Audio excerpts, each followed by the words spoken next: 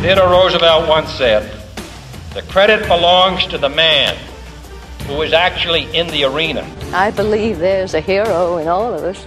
so that his place shall never be with those cold and timid souls who know neither victory nor defeat, Seize the day. whose face is marred by dust and sweat and blood, who knows the great enthusiasms, the great devotions, and spends himself in a worthy cause, And I'm gonna stay right here and fight for this lost cause. who at best, if he wins, knows the thrills of high achievement, and if he fails, at least fails while daring greatly." I'm gonna show you how great I am. Hi once again, everybody. I'm Ed Berliner. Welcome back to The Man in the Arena, part 2 of our episode on who and what killed radio. Whether it's AM or FM radio, things are changing. Things have changed, and it never will come back to the same again. Join me and my panel as we discuss issues such as management, talent, consultants, and what happened in the past that really helped to destroy what was radio. You're hearing the voices of, and seeing the faces, if you're watching on YouTube and on Facebook Live, of Dave Corey, Dave Caprita, and Chris Ingram. Let's then turn to what Dave mentioned here briefly and talk about FM radio. Because FM is what people wanted to listen to. It's clean sound, it's beautiful stereo, crank it up. It's exactly what everybody wanted when they changed over from AM to FM and they started bringing talk radio to AM radio. Well, go to a lot of markets, and I'm looking at a lot of the numbers these days. FM radio's not exactly killing it in a lot of markets either. And in a lot of markets, such as here in South Florida, and in Los Angeles, and in New York, and in other places, it is mostly Hispanic radio and Hispanic talk that is owning the FM airwaves. It is not English language talk anymore, or English language music for that point. So, with regard to FM, if FM's where people want to go, why isn't it killing? Why isn't it killing it? What is FM missing at this point? Dave Caprita, I'll throw it to you first, seeing as you had a tremendous amount of success on Love 94. Yeah, thanks for saying that. That was, speaking of Love 94, I flash back to, in addition to doing the morning show with Joe Johnson and Keith Allen back in those days, I was given the opportunity to do a jazz show on Sunday mornings, which was crazy for an AC station back in those days. But it was the advent of smooth jazz, which we didn't call it back then. But when I was doing those 4 hours on Sunday mornings, I even had people from other radio stations. I remember going to some event, and a sales manager from Waxy came up to me and said, "We don't even try to compete with you guys on Sunday morning because of the music I was playing." And I remember during those days, no consultants were telling me what to do. Gary Starr, the general manager, was this great guy that said, "Play whatever the hell you want, as long as it's not like John Coltrane or Sun Ra or something." And they gave me complete license. And I used to joke with my friends saying, you know what? This is probably the only time in my radio career at a commercial radio station I'm going to get to play the hell of what I want. And I don't think you would ever find a radio show like that. To this day, I think it's like one of the #1 rated music shows in South Florida radio history. So I think that's what's missing from FM radio, was like going back to the late 60s we were talking about, like in San Francisco and all, where people played whatever the hell they want to. And the only times you can see that now is like college radio. I mean, here in Atlanta, one of my favorite radio stations is WREK. It's the weirdest radio station you've ever heard. 1 minute they're playing like some Japanese pop song from the 1950s, followed by Mississippi Fred McDowell playing a blues song on his slide guitar, followed by a big band song. And to me, that is what I live for, man. And I think that's what people live. That's why younger people especially, but the entire population, I think, that listens to radio or music. That's why streaming and other venues are doing so well. Or like even Sirius, as commercial as it is, you can tune in different stations like Deep Tracks and hear crap that you haven't heard in 40 years. And I just think that's what FM radio is missing once again, because they're owned by 4 corporations who are afraid to push the envelope like we used to do in the instances that I gave. How nice that you mentioned the other C word, which we'll finish out with momentarily in a little bit, corporations versus consultants. Chris, what do you think as far as FM radio is concerned? Well, I'm reminded of this trip I took when I was living down in South Florida. It was up for a job in Orlando. So I took a drive up across the Panhandle and north. And every time I'd come into a new market, I was doing it during the morning drive. I got an early start. Every single market, and on 2 or 3 or 4 stations in that market, were doing the exact same talk. They had the exact same liner notes from America's Got Talent. They had the exact same stories from the news that everybody was talking about. It was almost like listening to the same station over and over and over again. We've lost this desire, I think, to be creative. As Dave was just saying, I mean, the creativity has been pushed aside in favor of a format, of a laid out, drawn up format that they will follow, and they don't rock the boat. They say things, they might talk about their wife over the weekend or, but bottom line, it was the exact same show all the way up the coast. And I think that's what's killing FM. There's just nobody saying, let's do something different from the competition. But if you had a chance to do something unique and actually create better ratings and do something that people would listen to, why wouldn't you do it? Well, again, we get back to talking about consultants. We'll talk later, I guess, about the ownership situation. People are scared to death of rocking the boat with their shows. They'll put out what they know or what they think they know, what they're comfortable with, what they're familiar with, because they know what's coming. They're not going to see any curveballs, and they have the jocks and the on-air talent in their hand, grateful to be there, and not want to rock their boat either. Dave Corey, do you get that feeling too? Because I think what Chris said, the last thing he said, grateful to be there. And I think what happens is, in a lot of radio, whether it's AM or FM, there is more than ever before, there is a fear factor that rolls through a lot of these stations owned by corporations, because it's no more mom-and-pop stations. You can't sidle up to the owners anymore. There is, and I've talked, you can speak to it, Caprita can speak to it, I'll bet you Chris can speak to it as well. You walk through these stations, you're worried every single day that you're going to get the axe, because they're looking to do it. They're not valuing any real creative talent whatsoever. So there's that fear, and I think it's a very real fear, and that helps destroy what could become a great sound on FM radio as well. You're walking around on eggshells. Yep.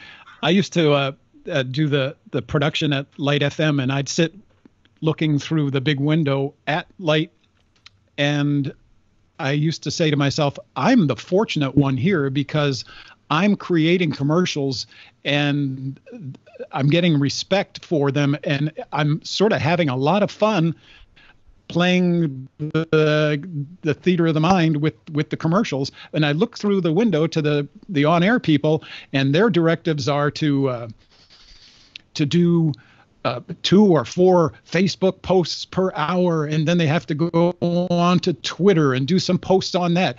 Everything else except doing a show and concentrating on the show. So what do? They get that bullshit show prep crap that like Chris was saying, that everybody's looking at, and that's the easy way out. Talking about the reality shows and, just the same drivel over and over and over, because they don't have time. They've been forced now to go off on the social media platforms.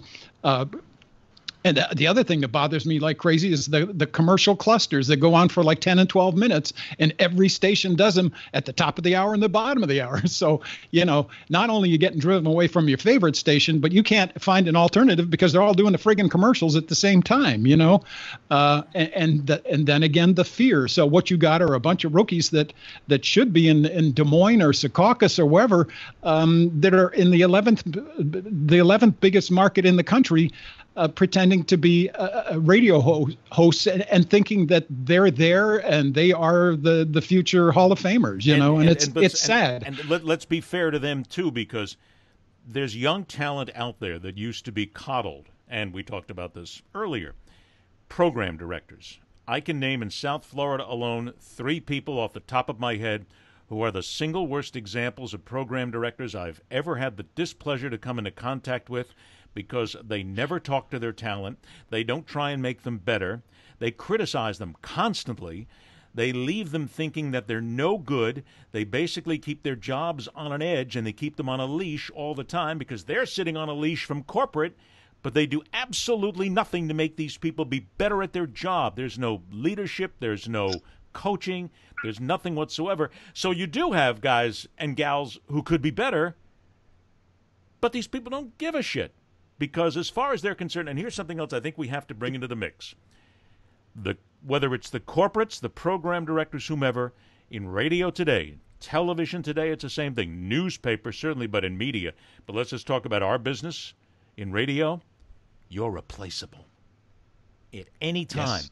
You screw it up, young man, young lady, I'll go out and find somebody else who'll do it for half the price and who'll be desperate to come in here and do it. I don't remember that happening. When I was going through radio when I was a kid, I remember Chuck Dent, the news director at WIOD in Miami, who, when I screwed up on the air and actually and went on a newscast and basically convicted a guy of murder, who brought me into his office and said, "Well, congratulations, Ed, you just saved the taxpayers a tremendous amount of money by making sure that we can put this guy in jail and we don't have to worry about a damn thing." But he coached me and got me through it. Made me exceptional at my job today. I'll never forget him for what he did. I don't see that happening today. No, and it's so unfortunate. I speak of the young talent, and I have a big in my heart for them, because they are basically indentured servants. And now it's like, okay, you're going to do your shift. This big corporation just purged and made their talent rosters a lot leaner. So what you're going to do now, for no increase in money, is not only do your show, but you're going to voice track for 5 different markets in the country where we have stations. And that makes me sick. It makes me ill to know that abuse is going on. And you brought it just up ain't voice the way tracks, it used to be. which I think we can all talk about it for a moment. What many people don't realize is, no longer do you have to have, by FCC guideline, a master control located right where the station is. It can be anywhere. And I remember talking to, and there's a gentleman who I'm hoping is watching this show today, because he went through it in Miami, where he wound up being the voice of 6 different radio stations in 6 different states outside of South Florida. And you're exactly right.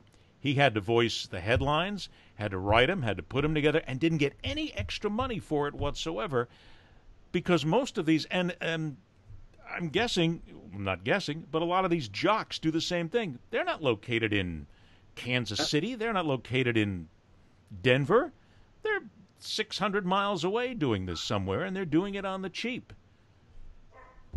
And you have brought up something that I was hoping that we could mention, was when I knew the day the music died was after working different morning shows over my career, and then moving to LA and becoming the starving actor. I came back to South Florida and got a gig at a company called Star Systems. Jody Stewart, Don Agony or Don Anthony worked there. We had a blast working together. But I went from 6 figures doing a morning show, 4 hours a day with a little bit of post show work, to being on 20-something different stations, not 6. We were like some of these people were like doing 20, 25 different radio stations for like about $35,000 a year. Yeah. And and this was like a scant 2 to 3 years after the Telecommunications Act. So we were on all these radio stations, mostly in the South, but some were like up in Michigan. A couple were out in Texas or whatever. But you would sit there and pump these babies out. And if Thanksgiving was coming up and you wanted to spend Thanksgiving with your family on the Friday or the Thursday before or the Wednesday before Thanksgiving, you sat there for 12, 15 hours pumping out voice tracks for all these radio stations, or you were out. And to me, that was the writing on the wall to me. That was like, this isn't Kansas anymore, Dorothy. So to me, that was the beginning of the end, what you guys are talking about voice tracking. I mean, voice tracking like being in prison. And speaking of Kansas, I mean, there's a perfect example. There was, I think it was Colorado, where they actually had a tornado coming through, but there were no live announcers in the town on any of the stations. Right. No local station to cover the fact that we might have a tornado coming that's going to blow your ass away, and that's tragic. That happened. I just quickly was going to say that one of the radio stations during the Star Systems days was I was a DJ on a station in Huntsville, Alabama. And I finished my wraps and everything for the weekend. I went home, drove all the way up to Palm Beach where I was living. Star Systems was down in Plantation.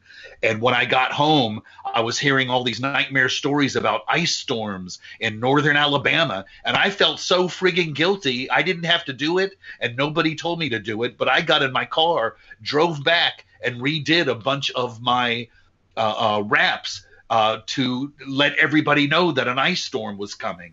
And so what saying, I mean, that happened all the time, where and we used to get complaints from people who were fans of local DJs, and people would find out that we were down in Miami and they were up in Florence, Alabama or whatever. We used to get hate mail. Sure. Well, there is no local radio anymore, and I want to use this as the perfect segue then to the last segment of our Who Killed Radio. You mentioned the Telecommunications Act, which most people in this audience, listening and watching to us, have no idea what we're talking about. Let's remind you, this is February of 1996, where before that time, no one could own more than 2 AM and 2 FM in a single market. Corporate media spent more than $34 million in the campaign during the election cycle to get this passed. The corporate media covered it up because they were told to. It was good for their bosses. Since that deregulation, more than a third of all U.S. radio stations have been bought and sold. And of the almost 5,000 radio stations across almost 300 set radio markets, more than half are now owned by a company owning 3 or more stations in the same market. Gentlemen, we've all been affected by this because this is a monopoly. These are big companies who own 7, 8, 9 stations. South Florida is pretty much 2 or 3 big companies, and that's it. And it not only destroys local radio, but it destroys the ability for local talent to be able to move from place to place. Because you used to be able to go from one radio station to another, and you could change, and you could get new jobs. You can't do that anymore because the stations are owned by the conglomerates. And let's bring this in here while we're here. All 3 of us watch it. We get the emails. We watch the trade publications. The big companies blow people out. It's like we have Dark Fridays, Dark Thursdays, whatever. Well, I get the emails and I see where, because of COVID-19, certainly because of a lot of that going on and because of less revenue, they're blowing people out by the hundreds. But it's not just during the virus. It's at times when stations need to consolidate their cash, make more money, and the stations that have huge debt services that have to make sure we got to cover it up somewhere, and you're sacrificing these people who are outstanding talents because the companies, we own it. Now, let me play devil's advocate. Companies will come back and say, hey guys, come on, wait a minute. This is America. We're allowed to own as many stations as we want. The government lets us do it. And as a matter of fact, we put up some really good benefits for our employees. If you're listening on podcast, you missed the right wink, the wink and a nod on that one. And they will say, we're actually doing people a service by doing this because we're making jobs more viable and we're helping people find jobs. Yeah, right. I'm going to go to Dave Corey. I'm going to go to Dave Corey, the first one on this, because I think Dave's probably the one that, as we're doing the show, is the most recently affected by this. Because after a brilliant career, you got your pink slip just for no reason other than they wanted to. Well, this is to be fair, it's a unique situation because really in 2017 I retired, but I guess it was a semi-retirement. I was never actually severed from the company. I would go in and do, I would sub for the production guy, brilliant guy, Doug Turkel, when he'd go on vacation. And people would see me in the hallways and they say, "What are you doing here, Dave?" And I said, "Well, over the years, I've been in radio so long, I accrued 48 weeks of vacation, and when you see me here, it's I'm actually doing my job." So, but that until recently, and until just like less than a month ago, I would be able to go in and do some part-time stuff, which was kind of fun for me. I still had a hand in it, and it was production too, which was neat because that's where I said the last bastion of creativity is in radio. But I just recently got released from that corporation, which didn't bother me at all because I hadn't really been doing that much of late anyways. They getting along without me. As a matter of fact, they blew a couple of production guys out and laid it all on one guy for 5 stations. So well, but think about that. There's one guy for 5 stations, and that's just all part of it. I mean, Chris, certainly you've seen this in your travels as well, and we all as professionals see this. There's nothing we can do. Yet, however, there are the monopolies that are out there, and they're not going to stop. You're not going to have it go back to, again, mom-and-pop ownership because they can't afford it anymore, and these stations aren't going to get rid of it. Now, they may release a few stations, they may get rid of a few here and there, but it's not really going to make a difference, is it? Well, they're not in the broadcasting business anymore. I'm going to use a 4-letter word here. Debt. Radio owners are in the debt servicing business. They're not in the radio. They're not in the broadcasting business, not in the creativity business or the performing business. They're in servicing the debt business. And until that changes, I don't know how you can, because they're all they're in debt up to their armpits or worse. But with that gets to the bottom of everything we're talking about. Why there's no creativity, why the people are so afraid to nurture talent, why people are afraid to do something new. Because these huge corporations have to pay, the CEO that's $15 million annual paycheck. And that's what it comes down to. I think that's what it boils down to. Which is another issue in all this, which is the golden parachutes that a lot of these CEOs get while people are getting fired. Yeah. Or like with Clear Channel, after Rush Limbaugh was hired and was making $40 million a year, you saw thousands of Clear Channel, like people that were behind the scenes, board ops, producers, runners, were fired, thousands across the country. And I mean, don't get me started, but I think that's a perfect example of what Chris is talking about, where people's priorities get askew, to put it mildly. We have to consider that. Until debt do us part. I just said until debt do us part. Yeah, and they're never going to part. That's part of the issue because they can't. They have to write it down. When it comes to monopolies, for those of you watching us, for those of you listening to us, we'll make sure that you understand it as well. We currently have, as we're doing this podcast, the National Association of Broadcasters wants to propose that the FCC change the ownership rules so that a single entity, a corporate, can own or control up to 8 commercial FMs in markets 1 to 75 with no cap on AM ownership, So they could own every AM station in the town, in the market, if they wanted to, plus 8 FMs if they're able to find stations that need to release it from the debt and need to get themselves out from underneath it.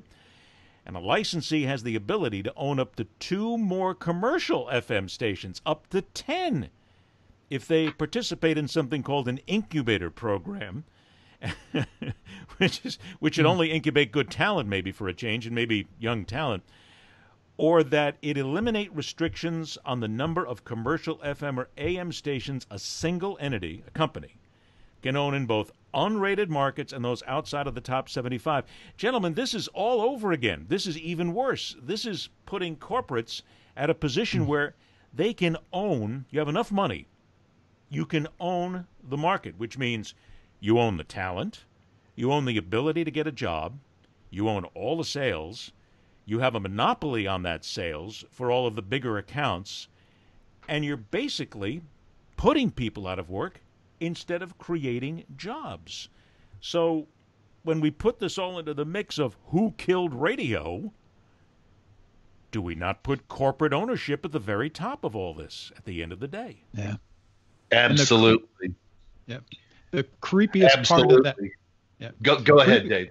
Yeah, the creepiest part of that is, not to get political, but you then have in no market in this country, if that comes to pass, do you have the ability to express diverse opinions? You're going to have one opinion, and that's it, and you're not going to be able to be fed any opposing opinions. And to me, this is 1984, man. Obviously, we see what's going on, and it's frightening from that point. What Dave Corey is bringing up here is something that very few people discuss here, gentlemen, is the fact that if you own all the stations, you then program them with the local and the syndicated programming that you want, which means you are basically the only voice that an entire community hears. And there was a time when the FCC had something called the Fairness Doctrine, which disappeared a long time ago, which goes all the way back to 1987, when Ronald Reagan talked about the fact that in any other medium besides broadcasting, such federal policing of the editorial judgment of journalists would be unthinkable, in basically vetoing the legislation that turned or would have turned into law the Fairness Doctrine. The doctrine meant, according to the FCC, that all the radio and TV stations had to, and I quote again, afford reasonable opportunity for the discussion of conflicting views on issues of public importance. Mm-hmm. I think Dave's right. I think we've hit 1984, and I don't think there's any way back. I got 2 words for you. Post 9/11, Dixie Chicks, where an entire across the country, their music, whether you agreed with them or not, their music disappeared from most commercial radio stations, which were owned by you know who. Look at Caprina trying to hide. What you were saying, Ed, about the incompetence of a lot of PDs, I think what we're talking about the Telecommunications Act and corporations being able to own multi-radio stations, a perfect example to me, which was really infuriating, was Love 94 was an independent radio station when I worked there. After I left, of course, I had a lot of friends who still worked there. And when the Telecommunications Act went into effect, they were conglomerated into the same building with radio stations like Zeta. Now, I won't mention any names, but the PD who was doing Zeta at that time, I think it was like a AA format, and he just, for legitimate reasons, loved Zeta. It was his baby. So he put 100% of his energy into programming that radio station. Lo and behold, to save money, they got rid of the PD for Love 94, and he became the PD for Love 94. I used to speak to my friends on the sly that still worked at the radio station, and they would tell me, Dave, it's been 1.5 years since we had a staff meeting. He never tells us what to do. He never like has any concerns about how the DJ sound and everything. And it was because, I mean, this is a conspiracy theory, but I think it's true. He Zeta was his station. He didn't give a shit about Love 94, and he was not going to give them advice on how to improve their ratings if it was going to affect his other radio station. So you've got like this conflict of interest thing going on when these corporations take over, and you have one PD that is like a ruling over all 4 or 8 radio stations. And even if they're trying to do fight the good fight, what you end up having, if you guys got somebody who's really trying to do his best for all the stations, how stretched can you stretch a PD? How far and wide can you stretch a man or a woman to actually do justice to a format on 8, 5, 6, 12 stations? It's impossible. And that again leads to that erosion of quality we're talking about. But if you I can only compare if you have the theater PDs like that, and if you have PDs who will, in essence, automate a station in many ways, which means it has this pack of music to play and these liner notes and everything is taken care of. I mean, they've done it before. I know exactly the PD whom Dave Caprita is talking about, and I ran afoul of him many times. But he was a coward. He was little talented, if at any, in what he did for a position. Had to rely on others to basically prop him up. He was trying desperately to constantly promote his position as being irreplaceable, and everything suffered because of it. But ownership and the guy sitting in the general manager's chair allowed it to happen.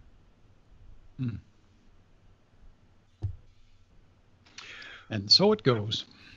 Well, I remember the days, speaking of how, and I think Chris touched on that. Well, all of you guys have, but I've crossed this country many times for radio gigs or just because of bipolar manic behavior. Thanks for admitting that, Dave.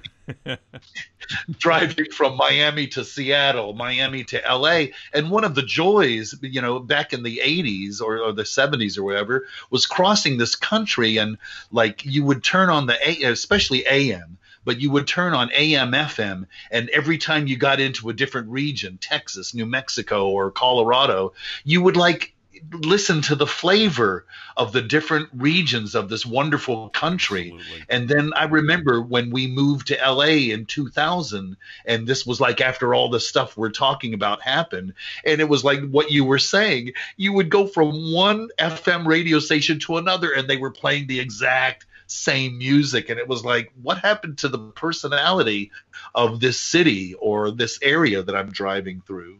It was AM skip. I remember living in South Florida, and you would wait until you had a cloud cover, because a cloud cover always meant that the signals were bouncing like this instead of like this.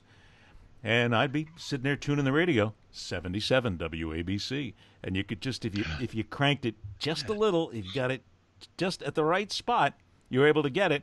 And I was also able to get 880 WCBS AM, the news station, and it felt like home. But you could do that. But you can't really do it anymore because much of the power has changed. That was the days of the 50,000 watt boomers, and you could hear them up and down the coast. Oh man, yeah, WWVA. that was to Chris. Speaking of WABC and all, being this little snotty-nosed kid in Pensacola, my dad was in the Navy, so I lived there growing up, and 50,000 watts, listening to Whoa out of Fort Wayne, Indiana, to Allison Steele, and KAAY in Little Rock, Arkansas. And I remember when the sun went down, if like the ionosphere was right, you could tune in WABC, and I would listen to those guys down in the friggin' Florida Panhandle. Yeah. Well, that was cousin Brucey at night from 6 to 10. And then it was, absolutely. I'm trying to think of who did the 10 to midnight. I can't remember who did the 10 to midnight, because that was the time you'd get it too. Chuck Leonard. Chuck Leonard was there. Yes. Chuck Leonard. WABC you're talking about? Yep. Chuck, yeah. Chuck Leonard. Best whoever did and got away with it. God. I interviewed Joe Piscopo for my book, and he talked about being in college in Florida listening on midwinter days, listening to my father and in his college dorm. And that's kind of led up to his going up and meeting my dad at the radio station, and they had a bit of a friendship. I mean, it's amazing what you can. They got letters from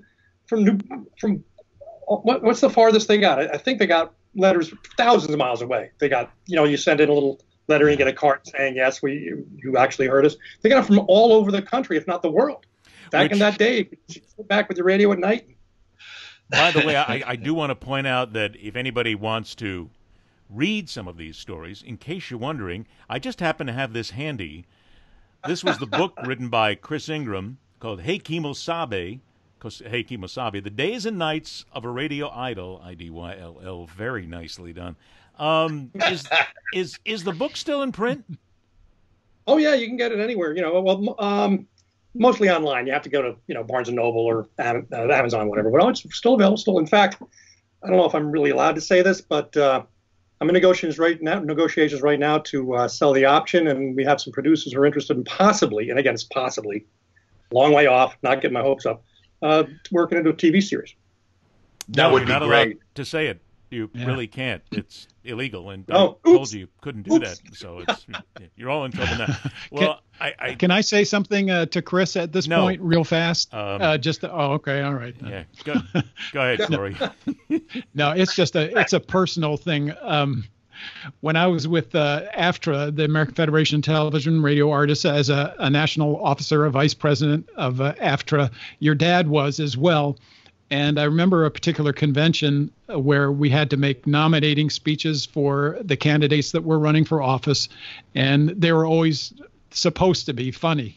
And I did my 5-minute bit for one of the candidates, and I came down, and Dan was standing there, and he just looked at me and he says, "Good set, man," like that. And it was like the greatest day of my life. And we became very fast friends. We would actually run meetings in New York together and stuff like that. And I just loved him dearly. He was genuine and a nutty guy. And Maureen, his wife, just two really special people. So I just wanted to let you know the impact that man. Yeah. I told Chris before the show that the one thing that I will always be upset about that I didn't get to do. I never got a chance to interview your dad. I so wanted to do it, and I never got the chance. I didn't know he lived in Fort Lauderdale. If I had, I would have beat my feet over to his house, apartment, whatever. I would have sat on his door with a tape recorder and said, "Talk to me. Just tell me stories." That's all. That would have been the best thing. But we still have some of the best things to listen to, and I still get a lot of Dan Ingram stuff, and I have some stuff actually on cassette sitting there. I save everything, for crying out loud. Okay, before we get out of here, because we have gone way too long, and I really don't care because this has been one of the most fun shows that I have ever done. To all three of you then, the radio, station, show, DJ, whatever, that made the greatest impact on you and that you had the most fun listening to, period, end of story. Chris, you cannot say your dad. You have to come up with somebody else, which is why I'm going to start with you first. There's somebody else? Somebody else. I didn't know there was somebody else. I'm just kidding. Harry Harrison and Ron Lundy would not like to hear that. Yeah. Was there anybody? Well, I mean, I just, I loved them all. I loved, there was something about Chuck Leonard to me, though, that I was just so, I grew up listening to my dad, and he was really funny and sharp and quick and fast and doing all the multi-layering of the jingles and the music and the commercials even.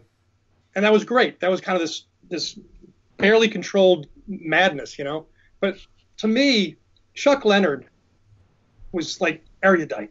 He was cool. He was somebody you'd listen to, and he had that secret my dad always talks about, contact. It felt like he was talking to me, And I think he's the one, apart from obviously my dad, that when I listened to him, I thought I was really listening to somebody special, somebody with just a sense of class, style that I never heard anywhere else. He was perfect at night. He was absolutely perfect night guy. His voice was perfect, and everything he did was awesome. And that was a great thing about ABC. Harry Harrison, frenetic in the morning. Your dad from 10 to 2, who had the madness. Cousin, hang on, Ron. No, hang on. Wait. Harry Harrison, 6 to 10. Ron Lundy from 10 to 2. And Lundy was the friendly guy. And then your dad came on and drove drive time in the afternoon with his madness. And then Cousin Brucey came on, high energy, from 6 to 10. And then Leonard came out and just kind of put it all to bed. It was just the greatest radio lineup ever in history. Dave Caprita, go for it. Well, absolutely number one, but I actually have one and then a B. Neil. And strangely enough, I listened to him for years on AM radio before I met him. And I always heard that, and my theory was that he got his talents and ability, and he even told me this at one time, that his ability to bounce that basketball for 4 hours without hesitation was when his history getting into radio and being a baseball announcer. Because like during those dead spots, you have to fill it with like statistics, with like personality, with jokes. And I think that's where he got his talent from that he brought to South Florida, was in upstate New York. He used to do college baseball all the time. So I used to listen to him and his ability to start when he was doing politics, which I would love to hear him in this day and age.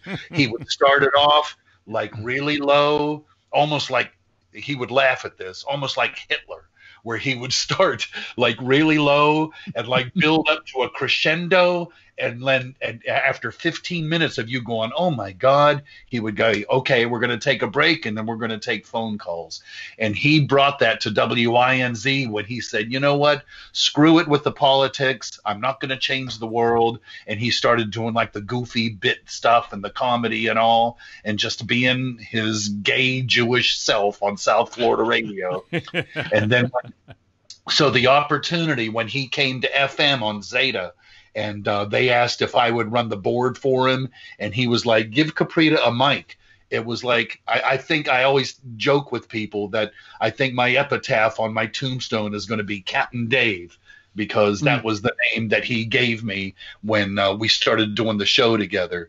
So Neil, and like what I was saying earlier, how he poo-pooed consultants, how he would rip the shit out of management. No, he didn't poo-poo consultants. He hated him. He crapped all over him. Come on. Yeah. Consultants and salespeople, he crapped all over him every single day. I can't tell you how many times Pete Bolger used to storm into the studio while he was on the air. Program and director. Like say, stop it. And Neil, and like the listeners loved it. And so he's the guy, not just somebody that I listen to. So he's one. Who's 1B or 1A? 1B would be when I had the fortune of working on Coast to Coast AM on Premier Radio when I was a board op at Premier Radio. And I got to work on weekends with Art Bell.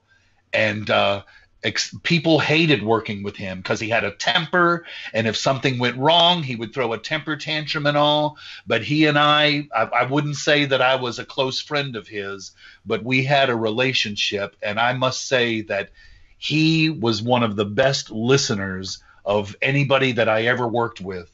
And to me, like everybody from Charlie Rose, well, Art Bell is even better than him. So before he passed away, the years that I worked with Art Bell, after listening to him for, once again, I was a fan of his for over a decade before I got to work with him. And he was a pro. He was a major pro, and I always cherish the hours that I spent with him before he passed away. You know what that's like about tough people to work with, because I think I was the only person in the world who got along with Rick Weaver, the voice of the Miami Dolphins, and Rick loved me. And I think I was the only. Well, that's only because I always got Ricky's martinis in time before I went down to the opposing locker room. But that's another story for another day. Dave Corey. Yeah, I'd say AM West Coast, a guy I used to listen to when I was going to junior high school in Sunnyvale, California. He was in San Francisco, KSFO. His name was Don Sherwood. He just was a real lush. I didn't know what that was all about at the time. But he would have this guy that would come on and do soccer scores, and he had an accent like this. And at the end of the show, he'd go, and remember this, it's not the honest on the horse that it's the horse on the highway. And I go, what did he say? And it's not the harness on the horse that hurts. It's the heavy hooves on the hard highway, you know. So then we go to Northeast AM radio, Northeast, Dale Dorman. I used to love him on WRKO, of course, Dan Ingram. Then we come down here, and it's got to be Neil. FM down here, simply because I enjoyed the relationship being in the production studio and having Kimba come in and say, here's a bit I want to do. I want to do it in like 20 minutes. Here's a quick script. And we would produce it, and bang, it would be on the air in 20 minutes. And it was some of the funnest stuff that I've ever had to do. And then some of the radio dramas that I would write, like for Halloween, that won international awards, like a whole takeoff on Dracula, a brand new Dracula story. She played the great granddaughter of Van Helsing, and she was a police sergeant, and it was just really a great relationship. And again, she had a talent and acuity for being able to mine deep for jokes that nobody else would go for. So yeah, that's pretty much it. Gentlemen, we may. And then there's you, Ed. No, yeah. Not even close, big guy. I did my sports and my news and had a great time and did the sportscasting in South Florida for a lot of years. But then I left and worked for television networks. And I got to tell you, there are times I wish I'd have stayed in South Florida, to be honest. There are some times where some of those trips and some of those places I worked, which one of these days I'll put it in the book. I keep threatening to do that damn book, but I always know I can't write it because, holy crap, the lawyers would be busy for 20 years. For me, I have to pay somebody to get through this damn thing with all the lawyers. It would kill me. But, gentlemen, and I'm not blowing smoke up your dress, but your sportscasts on Channel 7 were perfect. They were some of the best. They were fast. The ones you just do real quick like that. You're a genius, and I am thrilled to have been with you here today. 7 was fun. 6 was fun. I'll tell you where I had my most fun was on a show called Sports Pulse on the CN8 network in Boston. I did that for 3.5 years, and I like to tell people that I got there in 2003. The Red Sox won the World Series in 2004 and broke the curse. Without me, they would still suck. So I will take full responsibility and full credit for that, but that was all. Yes. Guys, I want to thank you all for being here. I mean, this has been fun rolling down and talking, because this is a conversation that I'm going to archive and get out there that I want people to listen to, because it constantly comes up. There's always talk about what killed radio. I think we've answered all the questions here pretty much, and now, unfortunately, we have to go to satellite. But hell, if it pays, we'll all go to satellite. What the hell? There you go. Chris, thank you so much again. I want to thank you. It's been a pleasure to meet you. Chris and I had not met before we did this show. I hope we do this many more times again. And trust me when I tell you, I will always think fondly about your dad. Dave Caprita on Love 94. Remember your time there. Certainly, it was awesome to have you here. Dave and I I don't think we've talked except for passing each other in a hallway maybe 20 years ago. It's been that long. And Dave Corey, an exceptional actor. I mean, the things that he has been in, the voices that he has created that constantly kept everybody laughing, and his work in the production studio is unequaled by anybody I have ever seen work on commercials and do voices. You are indeed, and this again, I'm not blowing smoke up your skirt. You are one of the best, and you are all three excellent at what you do, and I want to thank you all for joining us. Be safe. Stay healthy. Let's talk again soon, all right? Thank you so much, guys. I appreciate this time. Thank you. Love you guys. Love you a lot. 3 outstanding guys who join us here on the show. Hey, a reminder once again, don't forget that you can catch us on Facebook Live. Also, don't forget, the show is also seen on YouTube once it's all over, and we are also on all of the major oddcast? I made up a brand new word. All of the major audio podcast platforms. And for those of you listening on podcast, you'll hear about that here momentarily. Also, for those of you watching, you'll see it here as well. Again, thank you, Chris. Thank you, Dave. And thank you, Dave. Thank you, everybody, for listening. Thanks for being a part of this. I'm Ed Berliner. This is the Man in the Arena. And until next time, rock on, true believers. For story ideas, comments, start some interesting debates, or just get in touch, join me on social media at Berliner Speaks on Facebook, Twitter, and Instagram. Also join me on LinkedIn for business and also sponsorship discussions. There you can search out Ed Berliner. Reminder that all of our episodes on Man in the Arena are available on YouTube. Just go to welcometothearena.com. Every episode of Man in the Arena is also available on audio podcast on all of the major platforms.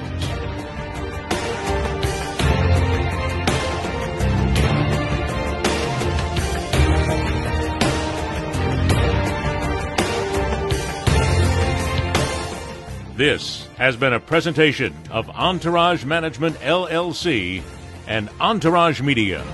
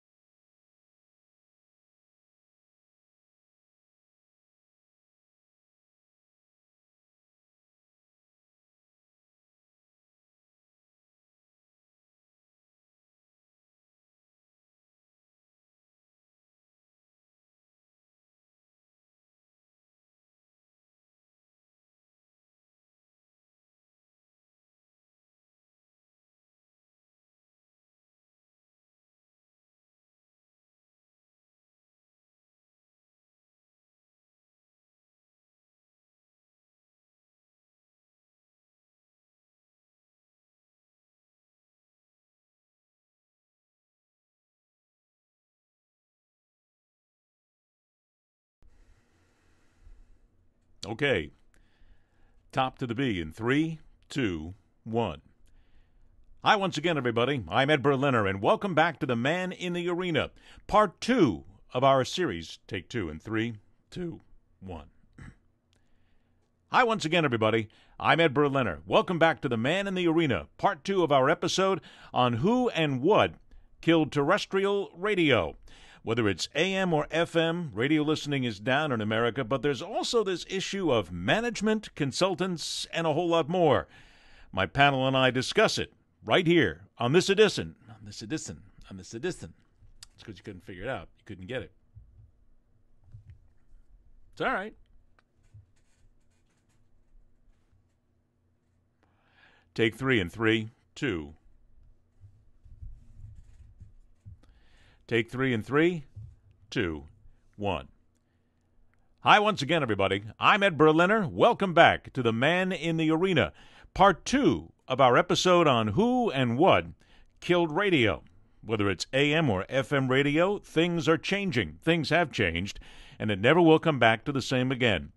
Join me and my panel as we discuss issues such as management, talent, consultants, and what happened in the past that really helped to destroy what was radio.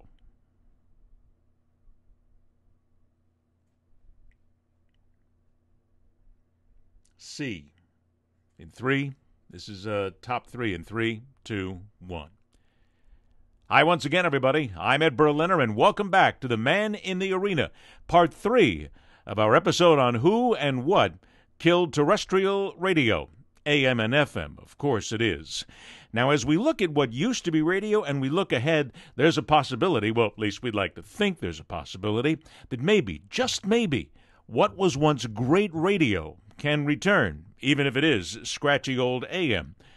Join me and my panel as we discuss that right here on the final chapter on this episode of The Man in the Arena.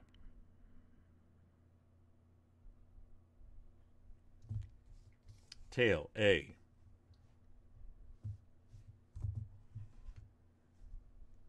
Here we go. Take 1 in 3, 2, 1. And with that, we end Chapter 1 in this special episode of Who or What Killed Radio. Chapters 2 and 3 are now available on YouTube and also on audio podcast. Look them up, check them out, get the whole story. Stand by, you'll find out here in just a few seconds how you can get a hold of us right here on The Man in the Arena.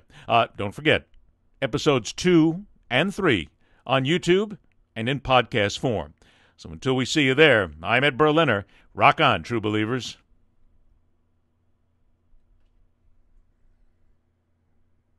And the B tale. In 3, 2, 1. With that, we take a break, because that's Chapter 2. Take 2 in 3, 2, 1. And with that, we'll step down. Take 3 in 3, 2, 1.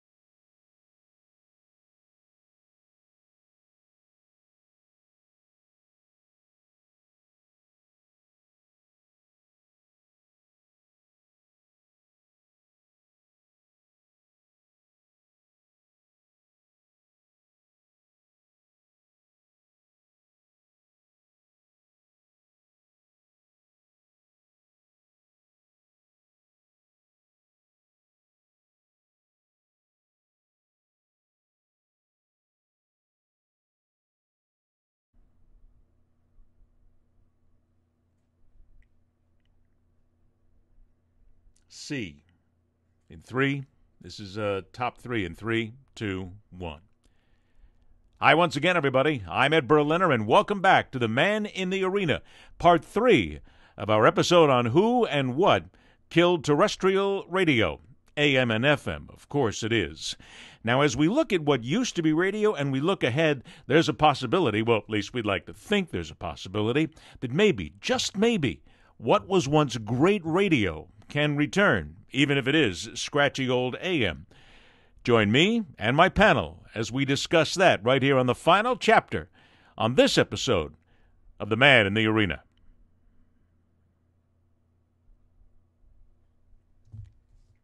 Tale A.